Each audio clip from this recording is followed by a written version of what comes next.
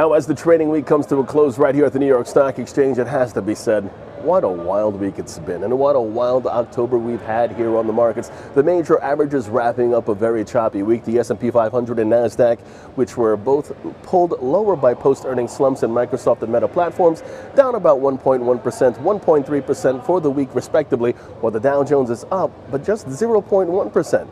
And then for the month of October, because yes, it is November 1st right now, the 30-day stock Dow pulling back 1.3%. The broad market S&P falling 1% in that time, the NASDAQ dropping about 0.5%. But keep in mind, a new full week awaits right here on Wall Street. Will we see a bit of a bounce back in the markets or more of the same?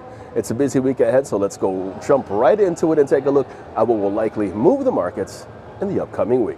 Now, after turning your clocks back 1 hour here in the United States over the weekend, Monday kicks off a bit on the quiet side, 3-month, 6-month bill auctions. So it's on Tuesday when we see a big pickup in action. First, in Australia, the RBA rate decision awaits, a rate that's expected to remain unchanged at 4.35%, while here in the U.S., a very busy day. First, we have October ISM Services PMI, which is expected at 53.3, while all eyes around the globe will be watching the results of the U.S. presidential elections that evening between former President Donald Trump and Vice President Kamala Harris. Then on Wednesday, we kick off in Germany with the September German factory orders numbers due out, expectations calling for a read 1.8% month over month.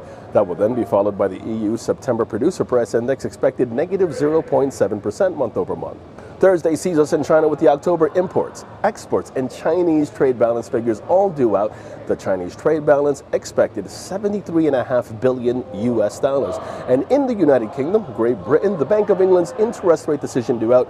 Expectations call for the rate to drop to 4.75% from 5%. And that's not all, as here in the U.S. weekly jobless claims numbers await, but it's all about the Fed and its rate decision, a rate that's also expected to drop to 4.75% from 5%. And then on Friday, the week ends in the United States with a preliminary Michigan consumer sentiment read for the month of November due out, a reading that is penciled to come in at 70. Now keep in mind, Election Day 2024 is this upcoming Tuesday, and if you are a U.S. citizen, go out there and vote and watch the markets carefully, because the following days, traditionally, that election has an effect on market performance, usually on the downside. Will we see more of the same? We'll find out as the week progresses. And until next week, and under a new president-elect here on Wall Street, I'm James Sweeney reporting for ICN.